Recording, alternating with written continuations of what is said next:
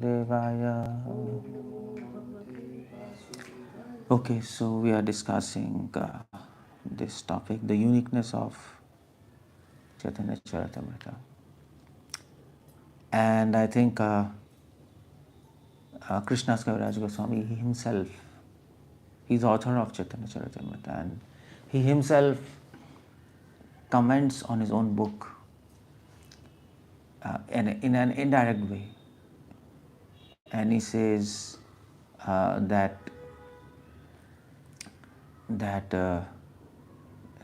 सिद्धांत बोलिया चित्ते पावे चमत्कार. He says Chaitanya सिद्धांत को हृदय विचार. It's like something like that. Anybody who meditates on the philosophy of Lord Chaitanya Mahaprabhu, his heart will get surprised and there will be awe and reverence in the heart. Now, why I'm telling this is because Krishna's Kaviraj Goswami's this book Chaitanya Charitamrta, it's very unique in the sense many other authors have attempted to write a biography of Lord Chaitanya Mahaprabhu.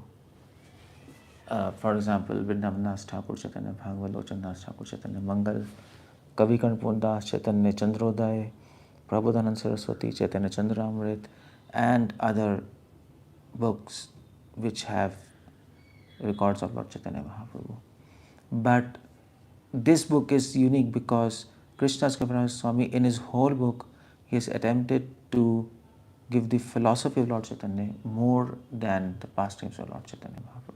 That's what he's focusing on. Even the pastimes which he describes in this book, he goes and tries to bring out the philosophical implications of those pastimes and the teachings there, which is not there in other books. In other books, you have to extract. If you know, you know. If you don't know, then they are simply stories. But here, you're bound to think philosophically what Chaitanya Mahaprabhu has come to give. And if you don't want to think like that, then you can't read this book. That's all. So that's one uniqueness of Chaitanya Charitamrta. It is having a philosophical approach to the pastimes and the whole life and precepts of Lord Chaitanya Mahaprabhu. That is the uniqueness of this book, one of the main uniqueness. And after reading Chaitanya Charitamrita, what is expected from the reader is that he should understand the philosophy of Lord Chaitanya very nicely. If that doesn't happen, then he has not read the book in the spirit in which this book was written. So what is Chaitanya Charitamrita? Let's talk about it, and then gradually we'll be able to understand what is the uniqueness of this book more. But overall, in one word, if you want to ask me, it's a philosophical book. Although Lord Chaitanya Mahaprabhu in his time, he was grossly misinterpreted by various apasampradayas and sahajyas and also people who were scholars in Vedic tradition. They were practically criticizing him because of this fact that he is not a philosopher. That was the whole point. Prakashanand Saraswati, Saram Bhattacharya in the beginning, they were saying, come on, you're always dancing and weeping and you should read Vedanta Sutra. You don't seem to be a philosophical person and you are so young and so beautiful and you're dancing on the top of that. So you definitely are going to get married. That's Saram Bhattacharya, he said that. And of course later he realized, later when Mahaprabhu gave him the darshan in the Shadbhuj Roop, Krishna, Ram and Lord Chaitanya Mahaprabhu together, then he actually sarcastically commented, now you see, this is I am. Then he was like, oh my God, Mahaprabhu, I'm sorry, like, you're so great and this and that. But like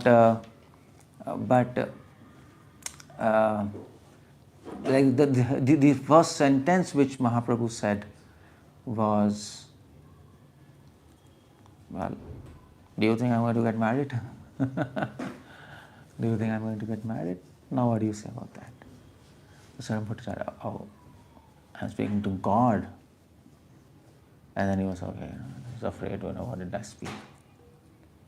So that's the whole point, and their whole point of criticization was that you are not philosophical. That's it. Full stop. But here's a book which is attempting to prove and show that there's no other greater philosopher than Lord Chaitanya Mahaprabhu. It's diametrically opposite to what charges were put on him when he was alive. And that's why I'm trying to give this background is because Mahaprabhu's movement went down the history before Krishna's Kaviraj Goswami as a very sentimental movement and a very what do we say, a vox popular, let's put it like that, yeah, folk tradition. Okay, some Bengali person, he's dancing, chanting, and okay, fine, and so, but Krishna Swami's book entirely changed this view in the eyes of people, and actually brought this movement of Lord Chaitanya Mahaprabhu as a movement with a solid foundation of philosophy, and completely changed what people used to perceive. And that was a big revolution which this book has brought, and that's the greatest contribution of Krishnadas Kaviraj Goswami in the movement of Lord Chaitanya Mahaprabhu. Even in Vrindavan, Gaudiya Vaishnavas were not looked upon as very scholarly people before Chaitanya Charitamrta, because Rupa Sanatan, they were preaching in Sanskrit. They were all, they were Bengali tradition. They were called as Bengali Vaishnavism in Vrindavan. They are Bengalis. There was Vallabh Sampradaya, which was equally not at all philosophical, first of all. Ningvak Sampradaya was there in Vrindavan, which had some books, but it was just all lost. So, practically Vrindavan, people were saying, okay, Rup Sanatana scholars, but at the same time, nobody would understand what they're speaking, and because they're speaking in Sanskrit, and people here, they can't understand anything. So, when Vishwanath Thakur, he came to Vrindavan, then he found that it was a mess, because people could not understand the books of Goswamis, and and uh, and there was rampant Sahijism all around Vrindavan, which happened in Bengal, and he had to face a lot of difficulties. There were so many deviated concepts which people were facing at that time.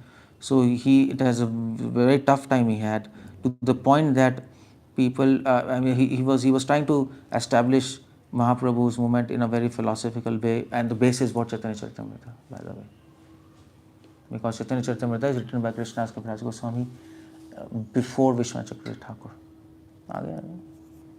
So,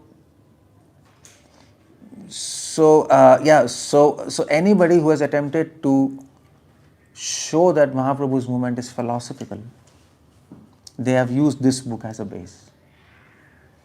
So Krishnadas Kaviraj Goswami, so in fact, the point I am saying is, even when Goswamis were there in Vrindavan, people couldn't really appreciate Gaudiya Vaishnavism. They couldn't. People who knew Sanskrit, who came to read Sanskrit from Jiva Goswami, that was okay, but mass, okay. Some person, dancing, chanting, and that's it. So, Gaudiya Vaishnavas wanted to change this. Rupa Goswami, they all wrote book in Sanskrit, and they were very much in anxiety how this movement is going down in the history. They did their best to write books in Sanskrit, but they all were very much aware that without writing a book in a common language, this movement of Mahaprabhu will not survive. It's not going to survive. It's going to get diluted by all kind of Sahijasic philosophy, and that is why there came the role of Krishnadas Kaviraj Goswami. And God chose him, Goswamis chose him. Okay, now you write a book, Chaitanya Charitamrta, and there was a specific direction. You write this book and write philosophy in this. Don't write only pastimes. Don't focus on that. And that's why you find in this book, Chaitanya Charitamrita, that Krishna Swami is not dealing with pastimes in detail. He is not doing that. Whenever some pastime is there, he's saying, okay, you refer Chaitanya Bhagavat. It's already explained, why should I go in that? In fact, Vrindavan Thakur has explained that, and Vrindavan Thakur is Chaitanya Leela Vyas, he is there, he has done all these things. So if I try to repeat that, it might be an offense. And he's giving all those explanations, but the idea was, the main intention was, if he would have gone in past times, then the whole, the whole genre of this book would have come down. So he restricted those pastimes. You see Madhya Leela. You see the entire Chaitanya Charitamrta. Okay, let's talk about that. Adi, Madhya, and Ante. Okay, what's there? Adi, practically there are no pastimes. I mean, Adi, there are 17 chapters. Yeah, there are 17 chapters, I think so. Adi Leela, 17 chapters. So, the first, I mean to say, the first, what do we say? The first 8, or the first 7 chapters are simply explaining the 5 features of the Absolute Truth, isn't it? Who is Mahaprabhu, who is Advaita, and the philosophical, by the way, philosophical principles of Nityanand Tattva. He's talking about Tattva actually. That's where he begins this book. I am talking about Panchatatvatmakam Krishnam, Bhakta Rupa Sarupakam, Bhaktavtaram Bhaktakham Namami Bhakta Shaktikam. Instead of saying I'm going to talk about the glories of Lord Nityanand Prabhu, like Vrindavan Das Thakur begins his book, here is Nityanand Prabhu and he is mad in love, and I'm going to talk about his glories. Krishna Consciousness said, I'm not going to begin my book like that. Right from the beginning, my book will be sentimental. That's okay. But I'm going to begin my book with, not with 5 personalities, but 5 tattvas. Now, how about that? It's a big shift, big shift. What's the first verse here? Vande Guru Misha Bhaktan, Isham Isha Tarakan, Tat Prakashams, Tat Shakti, Krishna Chaitanya Samagikam. He's saying, okay, I'm going to talk about tattvas, so let's begin there. Guru Tattva, Chaitanya Tattva, Nityanand Tattva, Advaita Tattva. What is this? Right from the beginning, it's completely philosophical.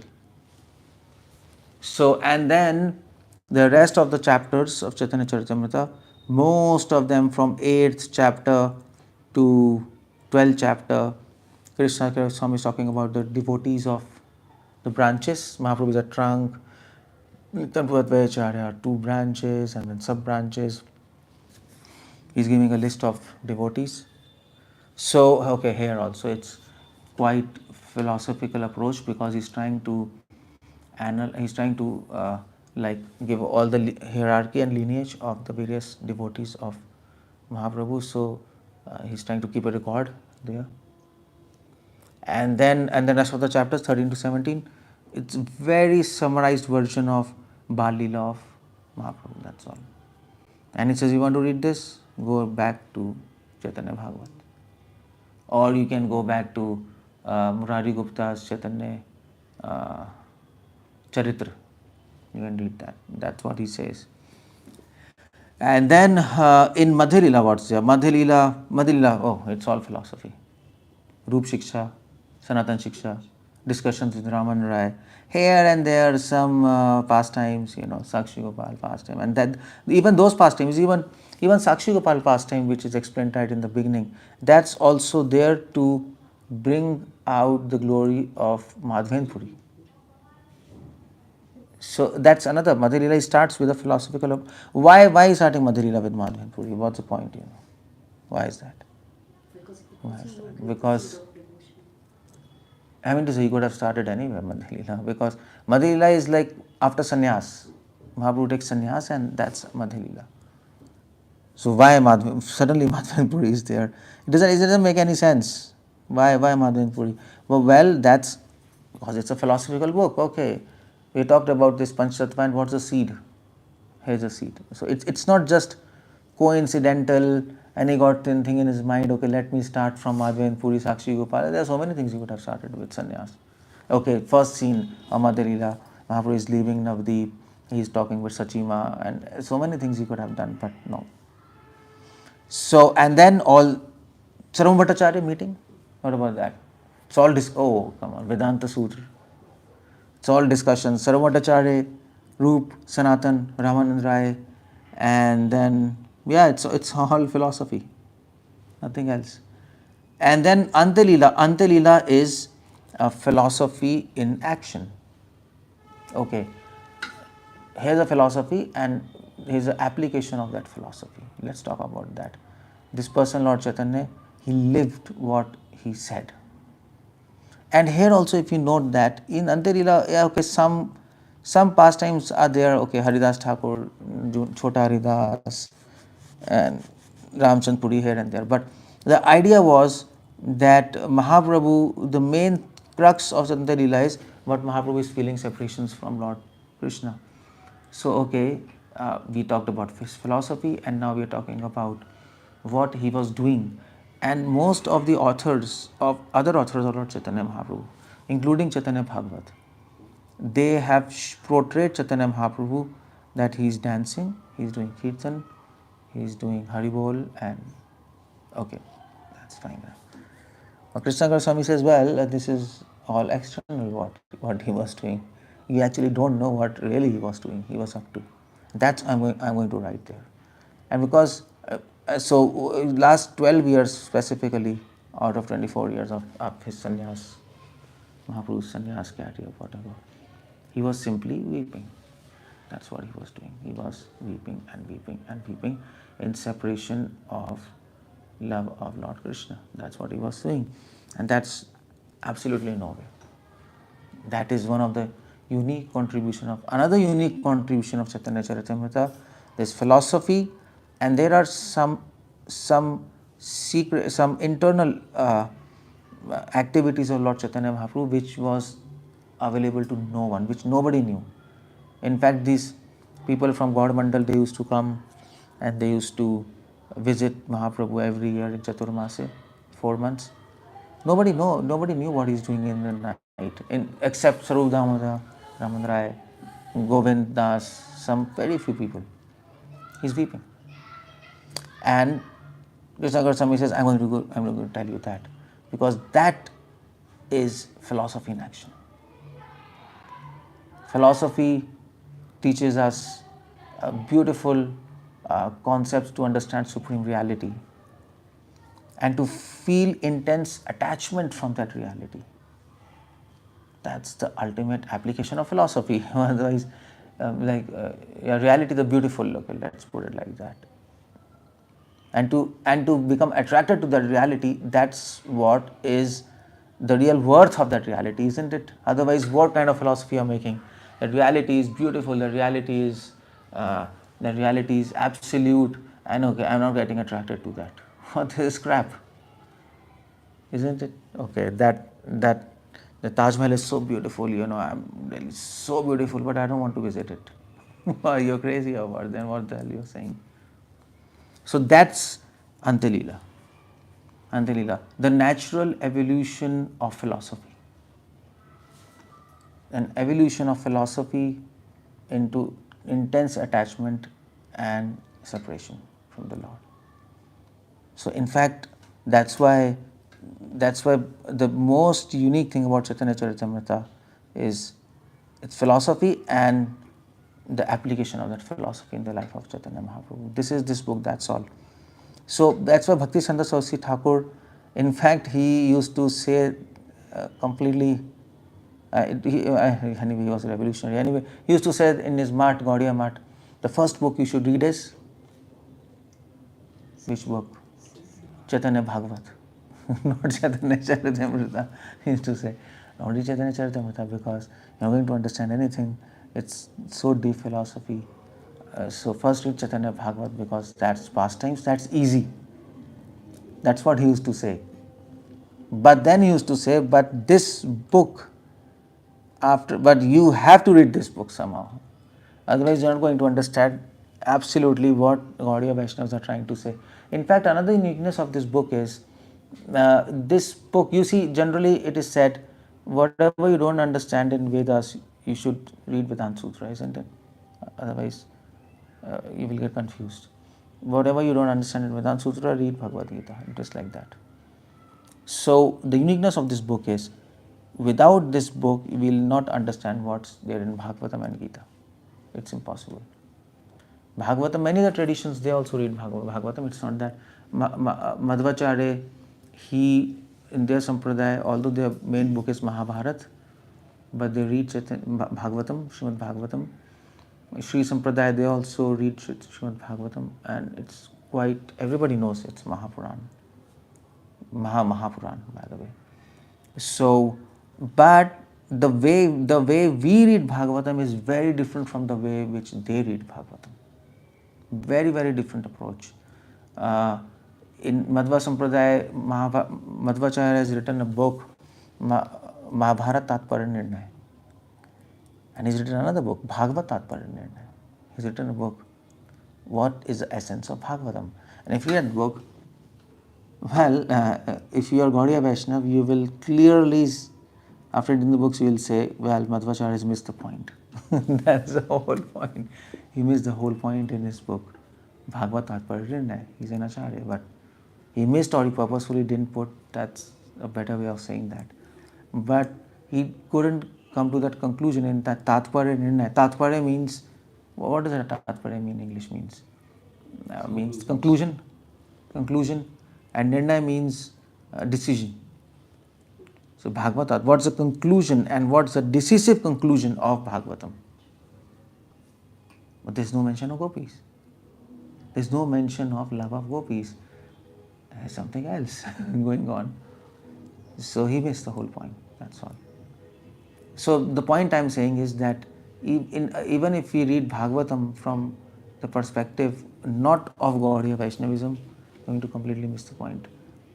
Completely miss the point. Sri Vaishnavas, if you ask them who is the topmost devotee according to Bhagavatam, most of them will say Sanat Kumars. 4 Kumaras, that's all. But then you say, well, what about gopis? No, they can't see there. What is so obvious for us now, it is absolutely not obvious to them. I mean to say, if you ask, okay, Bhagavatam talks about gopis, yeah, what else, and there is Ras Panchadhyaya and gopis are topmost devotees. But they can't see. It's there, they can't see.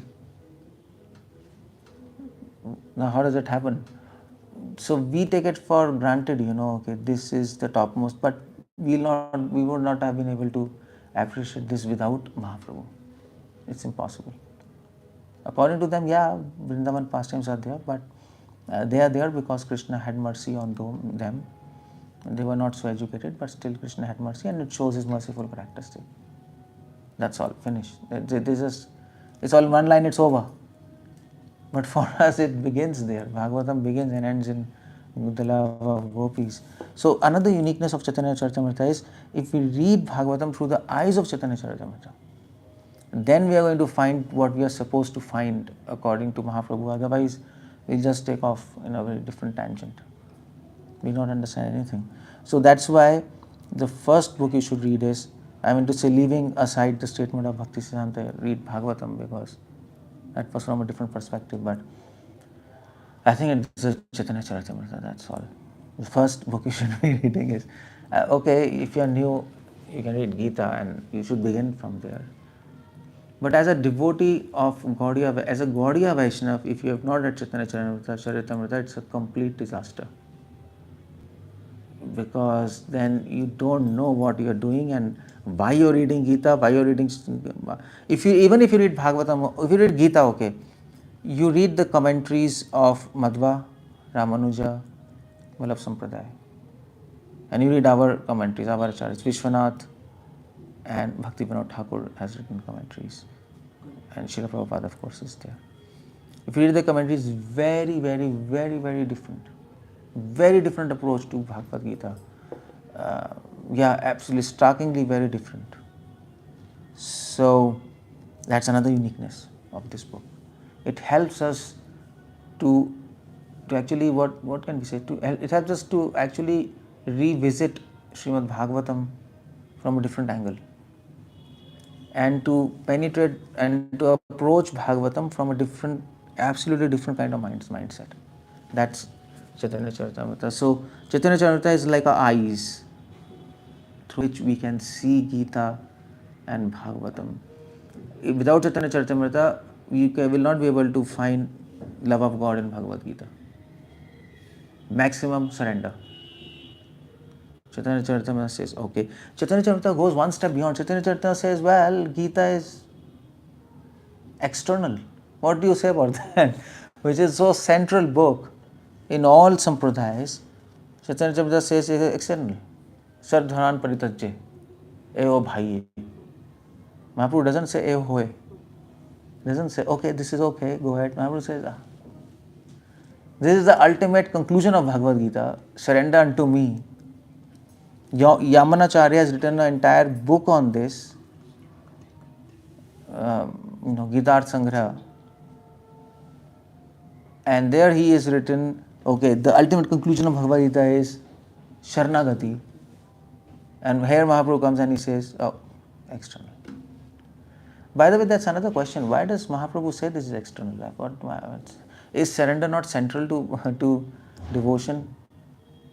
It's supposed to be central to devotion, isn't it? Mahaprabhu says external. Why does he say that? He's brushing up the entire Bhagavad Gita on the side in one perspective. In other words, what he's saying, Raman Rai says, okay, let's read Bhagavad Gita. Mahaprabhu says, okay, put it aside, let's talk something else. And that's a very bad way to deal with things, especially Gita. So what do you do with that? So why he's saying that is external? Because surrender is external. Who will accept this? It's a basis. Sri Sampradaya is a basis of their philosophy, Sharanagati.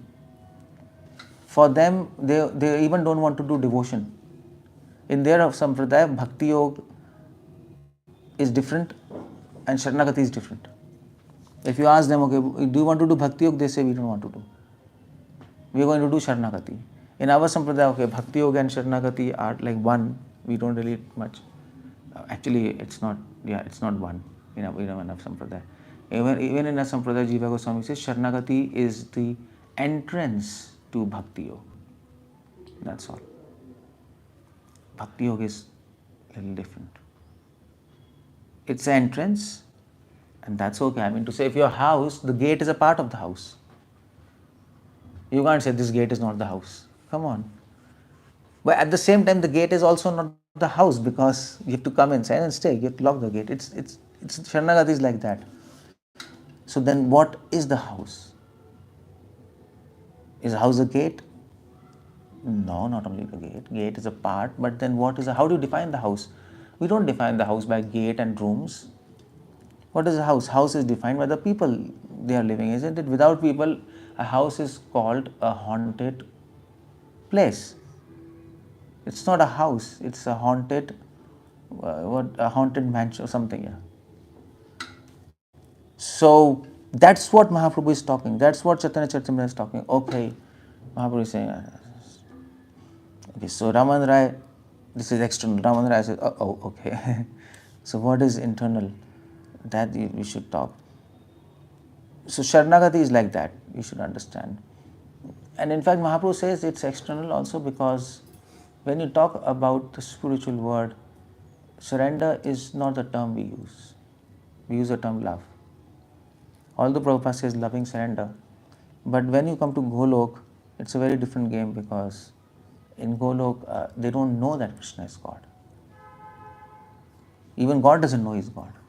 It's very different. So who is surrendering to Him? There's no concept of surrender in their mind. It might be there in the subconscious mind. That's another story. That's always there. Without nothing happens. Without that, nothing happens. But at least in that word of spiritual word, they simply love Krishna for Krishna. That's all. It's for love Him for His sake. That's all. That's all. So it's a more developed and deeper concept than surrender. And that's Chaitanya Charitamrta. He's saying there. Chaitanya Charitamrta, the uniqueness of Chaitanya Charitamrta is this book is trying to take us to the core of devotion, the essence of devotion, which is clearly in Raman Rai discussion. And there are many things which is quite obvious for us, but Mahaprabhu is rejecting it. When Raman Rai came to this point, what's that point? So where he says it's eho hoy, what point he says eho hoy?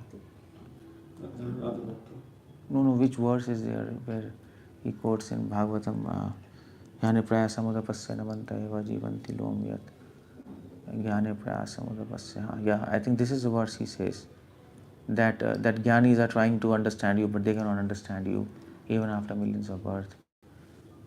I think that verse Mahaprabhu says, okay, yes, go ahead. That's fine. Just go ahead. So that's the third uniqueness of Chaitanya Charitamrita. The first uniqueness is philosophy. The second uniqueness is philosophy in action, the application, and the third uniqueness is it is giving the central essence of devotion. It's not. This book is not absolutely concerned with external things of, although it is also concerned because Mahaprabhu is also instructed Sanatana Goswami for Hari Bhakti Vilas, Vaishnava etiquettes, which is quite external if you look at about that. But really that's not the intention. Intention is to go to the essence, okay, love of Srimati Radharani for Krishna. That's what we are looking for. If we can understand 0.0001%, no, understand is a very small word. If we can appreciate, understand is a very big word. If you can simply appreciate Radha Rani's love for Krishna, your life is perfect. How do you appreciate that? Because that their love seems to be like lust. That's another big problem. It seems to be like Prabhupada says, spiritual sex. How do you do that? If you don't appreciate, there's a problem. If you begin to appreciate, then there's another problem. Your mind will get totally bewildered what to do. So Prabhupada says it's a mystery. And this mystery will be solved by the blessings of Chaitanya Charitamrta, by blessings of Lord Chaitanya. And that's another uniqueness of this book. Once we read this book, we will appreciate Mahaprabhu and his devotees, and then by his blessings we will be able to appreciate the essence of Bhagavatam, which is the love for Radha for Krishna and Krishna for Radha. That's it. So these are all things Chaitanya Charitamrita is trying to offer us. And I think if you go to a shop of sweets, you're supposed to buy sweets, isn't it? You don't go to shop of sweets to buy, what can we say? To buy some shoes. You don't do that. So if you read this book, it is expected that you should understand all these things. Otherwise, it's waste to read this book. That is why today's lecture, that is why I wanted to discuss this topic, the uniqueness of Chaitanya Charitamrta. If we know what this book wants to offer us, then we will want to read and get that. If we don't know what this book is offering us, then it's like you're going to a shop and you're asking for shoes and you don't know what this is shop. Then the shop person will say, oh, actually, sorry, this is a sweet shop in a wrong shop. Oh, I didn't know. And that's the whole point there. Okay, so I think I'll stop here. Uniqueness of Chaitanya Charitamrta. Anybody wants to ask anything? It's done. Gaur Katha is nice, huh?